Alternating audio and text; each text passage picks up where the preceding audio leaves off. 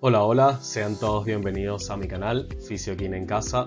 Mi nombre es Jefferson Levy, licenciado en fisioterapia, y el día de hoy vamos a hablar un poco lo que corresponde a la fisiología cardiovascular.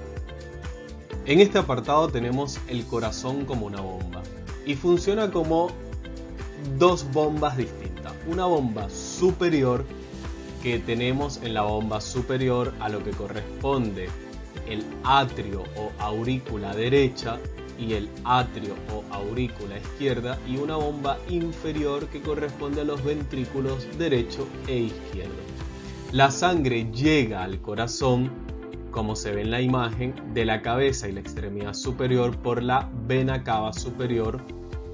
La sangre llega y del tronco y la extremidad inferior por la vena cava inferior. Esta sangre viene, ingresa a lo que corresponde a la aurícula derecha, y aquí está por la válvula tricúspide que se abre para que la sangre carboxigenada logre pasar al ventrículo derecho, y esta a su vez a la arteria pulmonar mediante las válvulas sigmoidea o las válvulas pulmonar.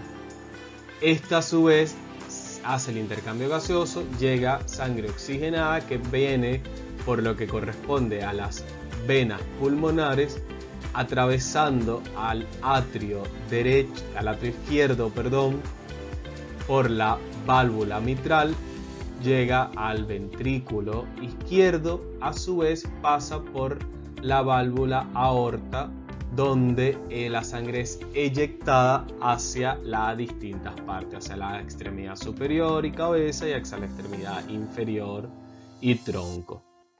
Si bien también tenemos aquí, en lo que corresponde a la anatomía que le acabo de presentar, algo muy importante de ver, lo que son las paredes del miocardio, las paredes del corazón. Nótese que esta pared es más fina que la pared del ventrículo izquierdo. Es decir, ya visualmente sabemos que el ventrículo izquierdo tiene mayor contracción, mayor capacidad de eyección que el ventrículo derecho. Por esto la aorta funciona como mayor irrigación.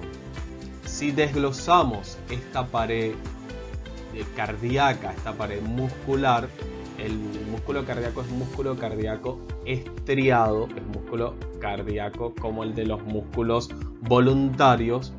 Tenemos la capa más interna, que es el endocardio, tenemos la capa media, que es el miocardio, y tenemos la capa más externa, que es el epicardio.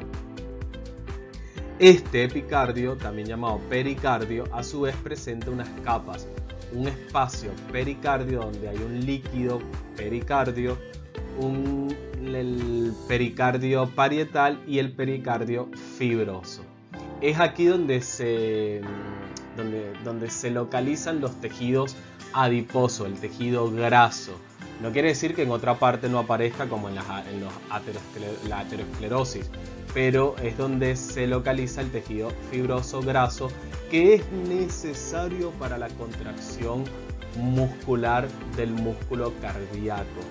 El corazón necesita tejido adiposo para poder suceder la contracción o parte de la misma. La anatomía fisiológica del músculo cardíaco se divide en músculo auricular, que cumple función como músculo estriado esquelético, ya lo mencioné, y la única diferencia es que tiene contracción más prolongada, tiene un tiempo de contracción mayor y luego se relaja, el músculo auricular. El músculo ventricular, por su parte, cumple la misma función que el músculo auricular, pero la diferencia es que tiene una contracción más fuerte, como lo vimos en la imagen. El músculo ventricular tiene un grosor, y entre ventrículo derecho y ventrículo izquierdo, el izquierdo tiene mayor grosor y ocasiona mayor eyección.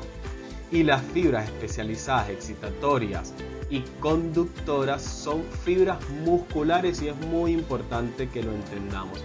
Estas son fibras musculares.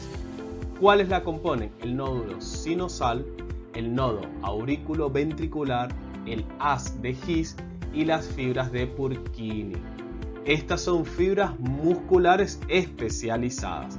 Ellas tienen poca característica de contracción muscular, pero son fibras musculares. Tienen una contracción débil y su función es mandar el potencial de acción, lo cual manda a gran velocidad la conducción, la cual es buena para que lleve potencial de acción por todo el tejido cardíaco, despolarizando al mismo.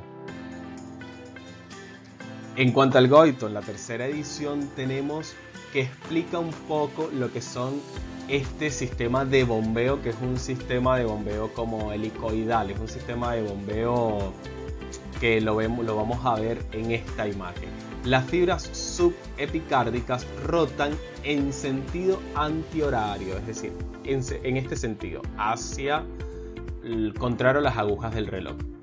Y las fibras subendocárdicas rotan en sentido horario. Esta rotación, como la de un frasco, hace que la sangre vaya hacia el ápex y a su vez se eyecte con mayor presión. Técnicamente esto es lo que le da la eyección tan rápida a esa fuerza de sangre. En cuanto a la anatomía fisiológica del músculo cardíaco, ya sabemos que nuestro músculo cardíaco es un músculo estriado que presenta miofibrinas, actinas y miosinas. Y se dividen para dar mayor volumen. ¿Qué significa división? Bueno, aquí tenemos una, vamos a ponerle el número 1, aquí tenemos el número 2, vamos a colocarlo el número 1, vamos a buscar otro color, el número 1, el número 2, el número 3. Si vemos, tenemos divisiones. ¿Y qué nos está dividiendo estos números? Nos los está dividiendo esta malla que presentamos acá, esta malla que presentamos acá, esta malla que presentamos acá. Esta es la anatomía fisiológica del músculo cardíaco. Se divide para dar volumen, las cuales forman mallas como les acabo de mencionar. Estas se combinan y se dividen. Si bien lo vamos a poner de otro color, vamos a usar el verde.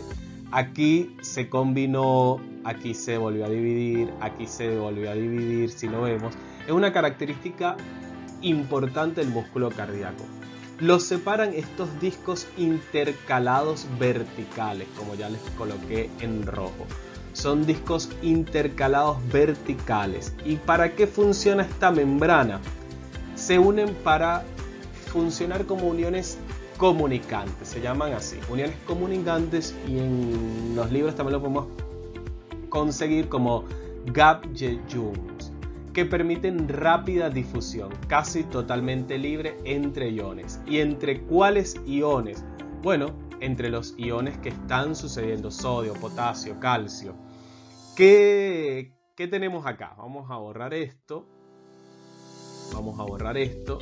Tenemos que entender que para el ingreso del potencial de acción, ¿qué ingresa? Ingresa sodio,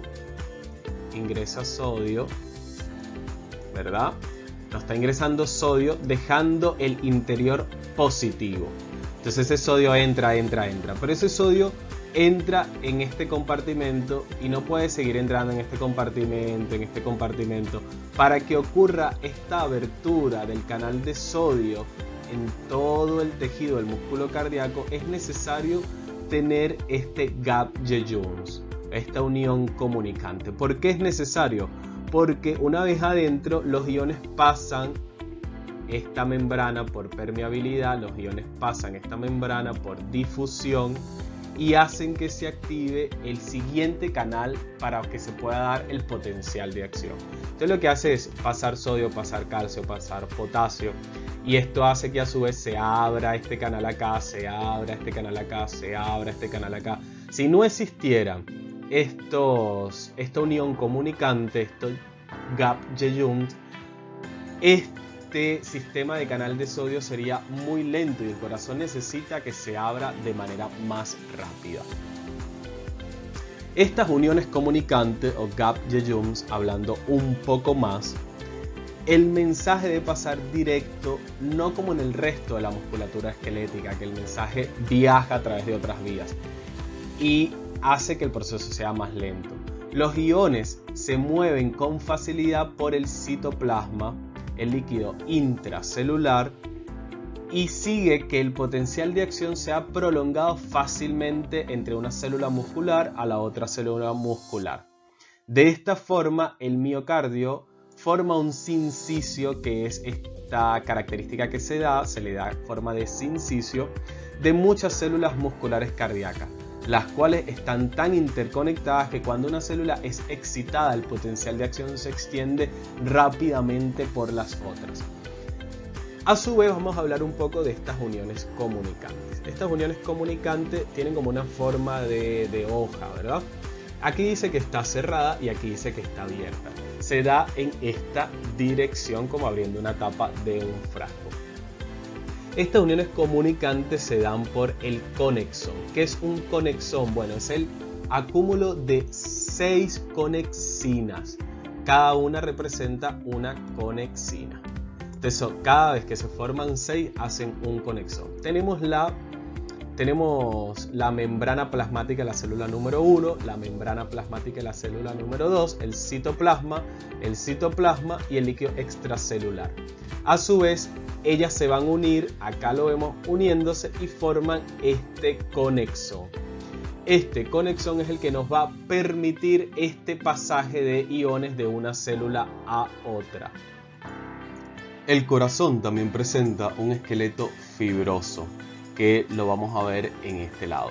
Tenemos la válvula pulmonar y la válvula aórtica abierta en este caso, porque para que unas estén en su correcto funcionamiento debe existir la abertura de unas y que se cierren las otras válvulas. Esto a su vez ayuda a lo que es escuchar con el estetoscopio los ruidos cardíacos. De todos modos vamos a hablar de ello más adelante. Este esqueleto fibroso, tenemos aquí el esqueleto fibroso del tronco pulmonar, que es alrededor de la válvula aórtica, alrededor de la válvula mitral y alrededor de la válvula tricúspide.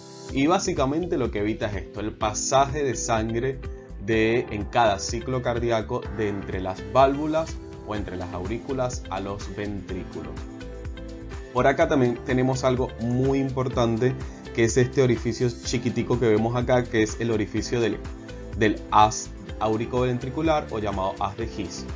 ¿Qué hace este? Bueno, el nódulo sinusal, el cual es una fibra especializada de conducción y manda el potencial de acción, con el mandado del potencial de acción, si no estuviese este tejido fibroso que tenemos aquí, va a mandar un potencial de acción y puede llegar a las 4 válvulas al mismo tiempo y hay un desajuste y hay una incorrecta alineación del mismo.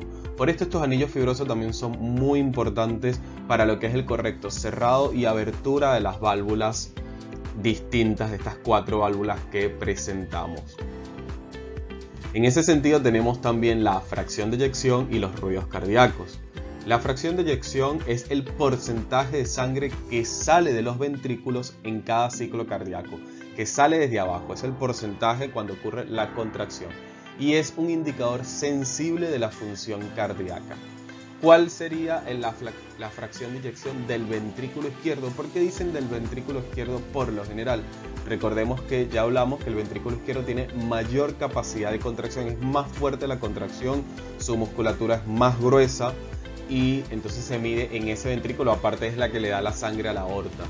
Tenemos una fracción de eyección normal en hombres mayor o igual a 52%, hablan el porcentaje, y en mujeres mayor o igual a 54%, nos indica una disminución leve entre 41 y 51%, y en mujeres entre 41 y 53%, una disminución moderada entre 30 y 40 para ambos sexos en porcentaje, y una disminución severa cuando la fracción de eyección del ventrículo izquierdo, es muy importante aclararlo siempre, es menor al 30%.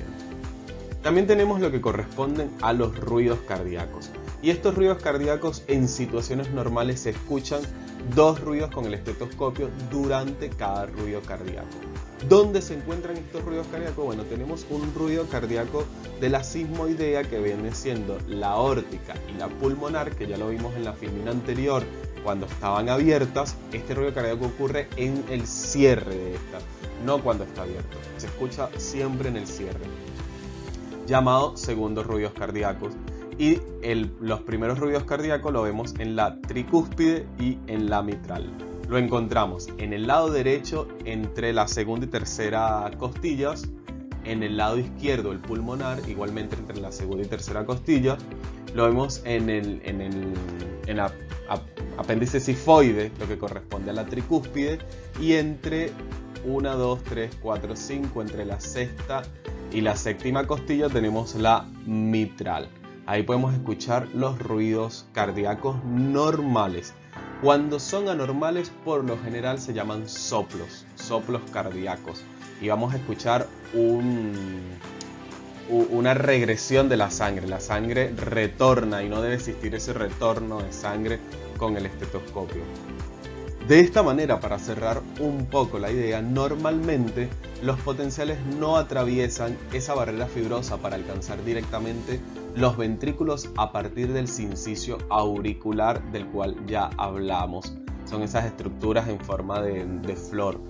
En vez de eso, ellos son conducidos por medio de un sistema especializado de conducción llamado haz auriculoventricular, que es el que vemos acá, donde el marcapasos natural, lo decimos así, el marcapasos fisiológico es el nódulo sinusal, lo siguen lo que corresponde a sus vías internoduales. Acá tenemos justo terminando el nódulo auriculoventricular, el haz auriculoventricular, donde va a ramificar hacia el lado izquierdo del corazón y hacia el lado derecho. Ahí lo que hace es mandar el impulso para que ocurra la respuesta nerviosa, por así decirlo. Y esto a su vez hablamos de lo que corresponde el potencial de acción, el cual es un potencial del músculo cardíaco que es diferente al músculo esquelético porque no es en espiga. El potencial de acción es llamado potencial MZ, en plató. Acá en esta filmina tenemos el potencial de acción que va de menos 70 milivoltios, despolariza, hay una repolarización, hay una hiperpolarización y volvemos al potencial de reposo. Esto en espiga ocurre en el músculo esquelético.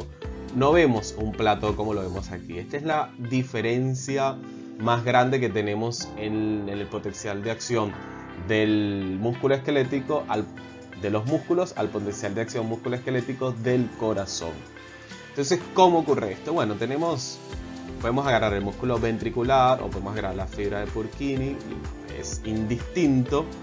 ¿Qué podemos ver acá? Bueno, ¿cómo ocurre este potencial de acción? Ocurre vamos a dibujarlo acá con otro color.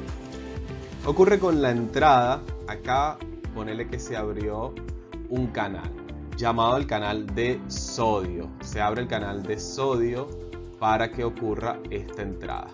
Entonces entra mucho sodio, se abre el canal de sodio, y ocurre lo que sería la subida de este potencial. Después más adelante vamos a ver las fases del mismo. El canal de sodio en un momento se cierra. Entonces este canal de sodio se cierra y también se abre, vamos a colocar verde por acá, también se abre un canal acá que sería el de potasio.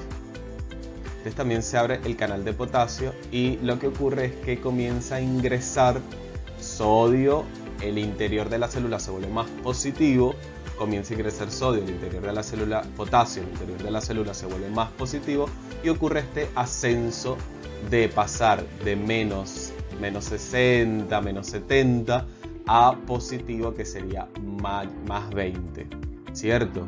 Entonces ocurre este proceso elevado. ¿Por qué ocurre el plató? Bueno, el plató ocurre sencillamente porque a diferencia del potencial de acción del músculo esquelético, de la musculatura, por acá un poquito más arriba, lo que pasa es que no me quedó la línea bien, por acá un poquito más para este lado, se abre el canal lento de calcio, se llama así, canal lento de calcio. Alguna literatura vamos a encontrar el canal lento de calcio-sodio, porque también ingresa sodio, pero por lo general lo llamamos canal lento de calcio. Entonces comienza a ingresar el canal lento de calcio y esto hace que haya esa meseta en plató. Luego este canal se cierra y por aquí vuelve a abrirse el canal de potasio, donde esta vez el potasio va expulsado hacia el exterior de la célula y de esta manera comienza a volverse el interior otra vez más negativo. Comienza otra vez más negativo. En los dos, en la fibra de Purkinje, en el músculo ventricular, ocurre exactamente lo mismo. Lo importante aquí es que se diferencia esta meseta, este plató. A su vez, tenemos cuando termina el potencial de acción. ¿Cuándo es el fin del potencial de acción? Bueno, como dijimos, entra sodio, mira, entra mucho sodio, aquí está más lindo por supuesto. Sale potasio, el interior se vuelve positivo, vuelve a entrar sodio, es decir que los canales están abiertos un poquito menos y comienza a existir lo que es el canal lento de calcio. Comienza a existir el canal lento de calcio, esto hace la meseta, vuelve a abrirse los canales, canal 1, canal 0, canal 2 de potasio, donde comienza a salir potasio para que la célula vuelva a quedar negativa. Básicamente es lo que expliqué anteriormente. En este caso ocurre el fin cuando las fases son terminadas. ¿Dónde tenemos la fase? Bueno, tenemos una fase 0 que es despolarización, se llama así, y la fase 0 viene siendo esta fase de acá. Esta fase es la fase 0, donde se abren, ¿qué se abre allí en la imagen? Pues el canal de sodio y el sodio entra. Es la fase 0, no es esta línea que es la membrana de reposo. Es la fase 0 y empieza aproximadamente a los menos 85 milivoltios, llegando a los más 20 milivoltios, es decir, pasa de negativo a positivo. Tenemos la fase 1, que es el inicio de la repolarización, que es esta fase que vemos acá. Esta fase que vemos acá es la fase 1, hasta acá. Entonces tenemos el inicio de la repolarización, tenemos lo que corresponde al plató cuando, vamos a marcarlo acá, esta es la fase 1, desde acá hasta acá. Cuando se abre el canal lento de calcio, comenzaría lo que corresponde a la fase 2, plató, que le da su elongación, su pausa, un poco más, sería esta que está acá, sería la fase 2, llamada plató. Hay una repolarización rápida, entonces ocurre en la fase 3, cuando desciende, cuando los canales de potasio se abren, hay una repolarización rápida, acá se muestra, tenemos la fase 3. Y tenemos por último la membrana en reposo, que sería la fase 4. Estas serían las fases y con esto termina el potencial de acción. También tenemos el periodo refractario. ¿Qué sería el periodo refractario? Bueno, es un intervalo de tiempo en el cual el impulso cardíaco normal no puede reexcitar el área ya excitada del miocardio. Bueno, ¿y cómo se digiere esto? Acá vamos a hablar de la fase 0, la fase 1, la fase 2, la fase 3 y la fase 4, ¿no? Esta sería la fase 4, 0, 1, 2, 3 y vuelve otra vez a la fase 4. Durante la fase 0, 1, 2 y medianamente parte de la fase 3, como se muestra en la flecha, no puede haber un periodo refractario absoluto, es decir, aunque venga el impulso muy fuerte, el potencial de acción no va a poder volver a generar otro potencial de acción. Es decir, de la flecha de acá, de la flecha de aquí para arriba, aunque venga un estímulo muy fuerte, no se va a poder repolarizar esa membrana. Y hay un periodo refractario relativo donde, cuando ya comienza a caer por debajo de los menos 40 milivoltios, puede ocurrir un impulso del potencial de acción mayor a estos menos 40 milivoltios y puede ocurrir el proceso de potencial de acción nuevamente sin que llegue la membrana en reposo, sin que llegue la fase 0. Es decir, que se puede ejecutar otro proceso en esta, como se ven en las imágenes. Entonces tenemos dos, un periodo refractario absoluto, un periodo refractario relativo. ¿Y esto por qué se debe? Bueno, ya lo vimos anteriormente, porque acá está ocurriendo, en toda esta membrana, está ocurriendo lo que es la salida, se abren los canales y lo que es la salida de potasio. Entonces el interior de la célula comienza a verse más negativo de vuelta. Entonces puede haber un estímulo que logre superar esto y entonces un periodo refractario relativo. Por lo general el estímulo no va a ocurrir en algunas de estas fases, de la fase 1 a la fase 2, 3, no va a ocurrir ese estímulo, ese periodo refractario absoluto. Ahí no pueden resectar el área ya excitada del miocardio. Técnicamente es eso. Y tenemos el mecanismo de contracción-relajación del músculo cardíaco. Como ya se dijo, el músculo cardíaco es un músculo parecido al del músculo normal, del bíceps, cuádriceps, cualquier otro músculo esquelético. Entonces este también tiene miofibrillas, también tiene la línea Z, también tiene la banda A, también tiene los sarcómeros, también tiene troponina, actina, miosina. Presenta todo esto para que se dé la contracción muscular. Entonces, ¿qué sucede fisiológicamente hablando en este apartado? Tenemos acá el líquido extracelular, el sarcómero, el citoplasma, es decir, el líquido intracelular. Tenemos la onda que ya hemos visto, la fase 0, la fase 1, 2, 3 y volvemos a la fase 4 acá en reposo. ¿Qué ocurre en esto? Bueno, se abren los canales de calcio, el calcio entra al citoplasma.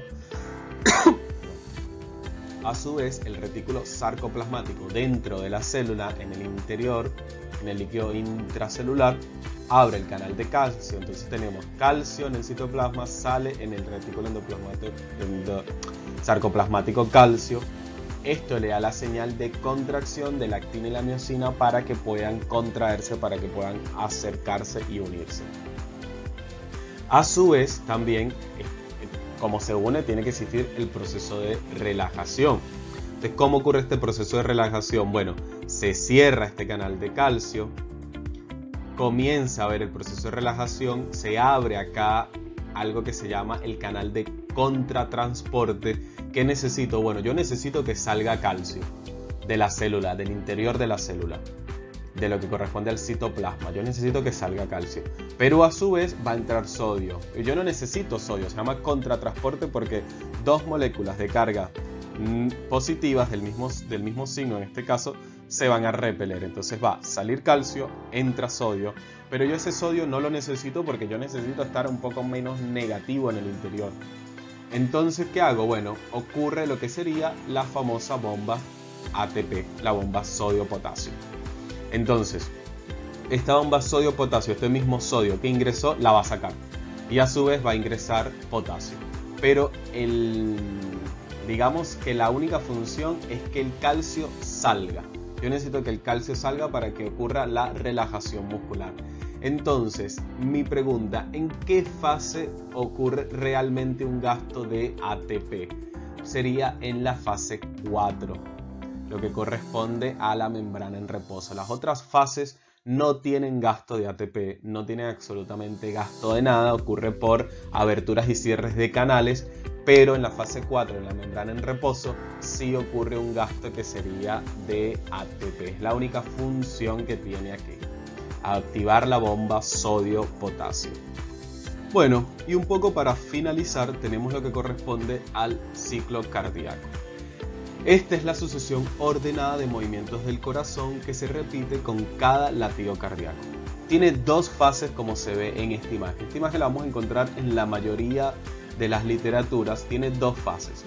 La diástole, en la que se llenan los ventrículos, y la sístole, en la que se contraen estos ventrículos para que la sangre sea llevada e impulsada a los vasos sanguíneos.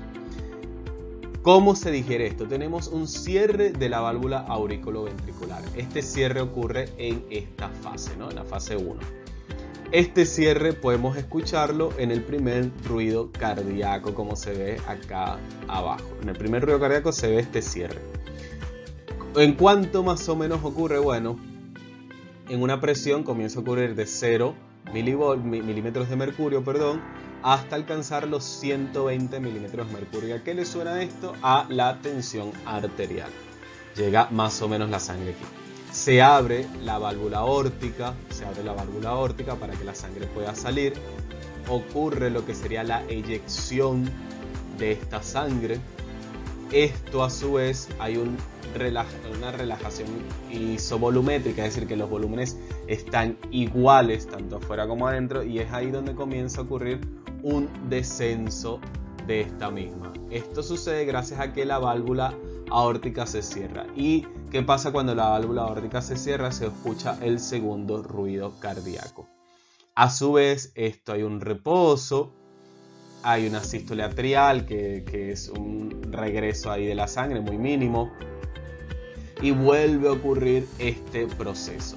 Entonces prácticamente sale con el cierre de la válvula auriculoventricular y el cierre de la válvula aórtica. Esto a su vez medido en presión, en milímetros de mercurio.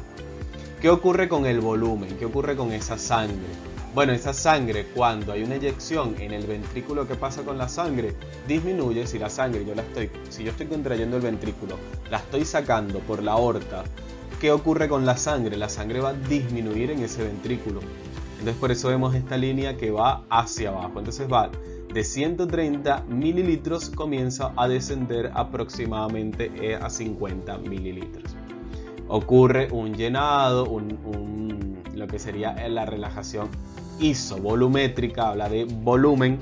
Entonces habla de este lado, ocurre un llenado hasta que vuelvan a equipararse las cargas, vuelva a estimularse, vuelva a abrir la válvula aórtica y vuelva a ocurrir lo que sería el proceso de eyección. Y aquí tenemos el electrocardiograma, donde nos va a mostrar las ondas P, donde ocurre la onda Q, la onda R, la onda S, la onda T, que esto será material, solo hablemos de electrocardiograma en otra instancia. Pero tenemos los ruidos cardíacos que se escuchan aquí. Aquí hay un tercer ruido cardíaco que la literatura lo establece con la abertura de la válvula auriculoventricular, que es con el cierre de la misma, el primero y el segundo. Este ruido cardíaco a veces aparece, a veces no, pero lo establece la literatura en cada sístole y diástole. Bueno, muchísimas gracias. Esto ha sido todo por hoy. Te recomiendo suscribirte, darle like. Si tienes algún comentario, hazlo, que te responderé cuando puedo, y nos estamos viendo. Hasta luego. Espero te haya gustado la clase de fisiología cardiovascular.